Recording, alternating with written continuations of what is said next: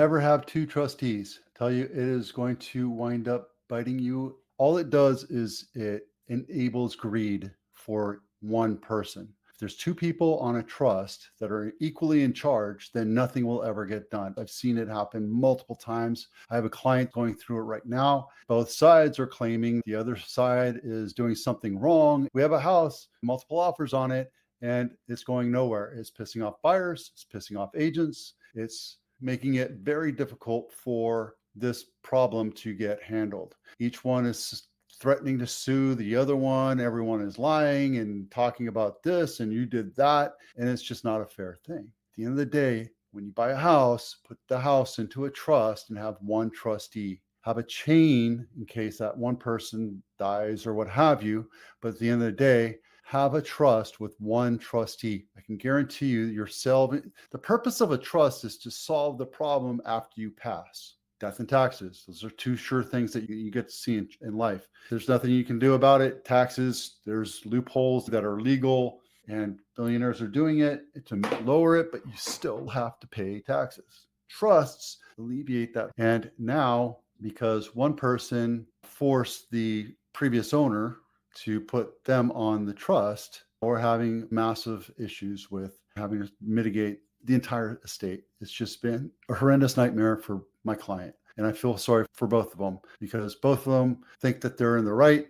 Not really my choice to judge, but at the end of the day, clearly write out the paths of how you want your estate to be handled. Now, it could be worth $5 million or $50 million. It doesn't really matter. But write out who gets what, let that be the law of your estate, and let that happen. There's nothing saying that siblings will sue each other anyway, but it just alleviates a lot of problems in the long run. You thinking about buying a new home? Good news. I have a website that helps you walk through and see what's available in any area. I just helped somebody buy a house in Lincoln, California. That's great because you get to see what's out there, just like on the MLS. If you want to learn more, let me know. Happy to help you. Rates have gone up again. We're almost 7% for a 30-year jumbo, and we're over the 6% mark for VAs. Why is this happening? Politics, we're trying to slow down the economy. It just is. Was it slowing down the market for real estate? For sure. The car market's hurting right now, and the health market's hurting, and the credit card market's hurting. Commercial property is hurting real bad right now. Maybe they're trying to force commercial to come down in price so it's more manageable. Who knows? But rates are up. You can get them down below 6 if you want, but I don't know if it'll be worth your time to get it down to 5.5. Oh, this property right here, what you get for $2 million is right here, and it's a fire map. I always talk about fire, right? Now, it's in Almaden area, right? I live over here. This is Almaden. Everything on this area is orange. It's moderate or high fire map right here. And there are homes back here that align next to it. Now, this is the golf course, I believe. The golf course is down here, right here. So no, these are just the hills of Almaden, but these house back into it, and that means it's pretty close to the fire zone. What does that mean? It means Bureau of Land Management, the county, and everything. This is all county park right here. They have to manage this. They have to lower the fire expectation. And are they doing it? I don't know. Have a home inspection checklist before you put your house on market. Make sure you do a walkthrough and fix little tiny things, because the little tiny things will lead into buyers looking at your house as imperfect. No house is ever perfect, but it allows you to fix cracks, appliances and plugs and outlets and switches, etc., to make sure that everything works right when you do bring an inspector in. Had it here and then it disappears because that's just the way the map is, but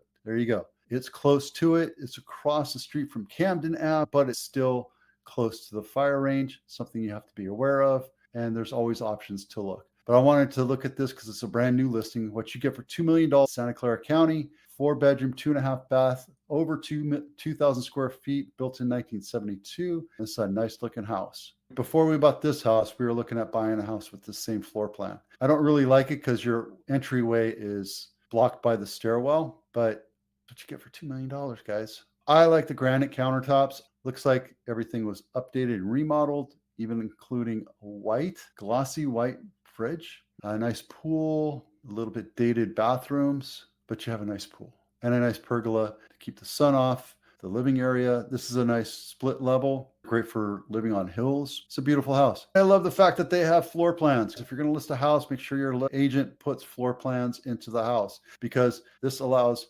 buyers who are on the internet take a look at your house and see how it's laid out without having to go to your house. But you want them to go to your house anyway. Here's the living room, here's the entryway and the stairwell. That's what you get for $2 million in Santa Clara County. This is awesome. Marie Court, 4-bedroom, 2-bath, 1,400 square feet, built in 1970 in Blossom Valley. If you're ready, let's take a look. This thing is beat up, overrun, neglected, needs a new bathroom. It looks like a hoarder house. Everything needs to be torn out. I would even go down to studs, get rid of all that nasty drywall, especially that carpet. Look at that nasty bathroom. Believe that people live like that, but they do, even in Santa Clara County. And I think that's the kitchen, which is just amazing to me. These pictures were taken at night. So I'm going to keep an eye on this one, make sure that, see where it goes. I'll report on when it gets into contract and when we sell it. But it's right here in San Jose. Thursday snapshot. Nothing's really changing. I haven't touched these numbers. All these charts are the same. It shows that we're still in a seller's market. Inventory is down, but the summer was pretty tough. This is the median sales price. Remember when we made the news and we went over $2 million? That stopped. We were over $2 million as a median price in May. After that, it kept dropping. And now we're back up to 1.9. However, this is median price. The average sales price is 2.2 and change. I follow a guy named Ryan Lundquist. He's an appraiser up in Sacramento, and I'm used with these charts. So I copy his charts, share it with him so that he knows that I'm copying him. Give him kudos. This is telling. 20 years ago, we had almost 20,000 units for sale or new listings for sale up to September. That means we went over 20,000 units for sale 20 years ago. And then 2008 happened and popped up on the inventory happened because short sales and bank owned, and everybody bought bank owned properties for a couple of years. And inventory started shrinking because people saw real estate as an asset. If you had the money and you can afford to keep the house that you were in and you wanted to buy another house, you would keep that house, rent it, take some money out and put it down on another house. So that's why we're having problems with this, along with institutional buyers like BlackRock and Vanguard. They're all buying up properties, and we're not building a lot of new homes or enough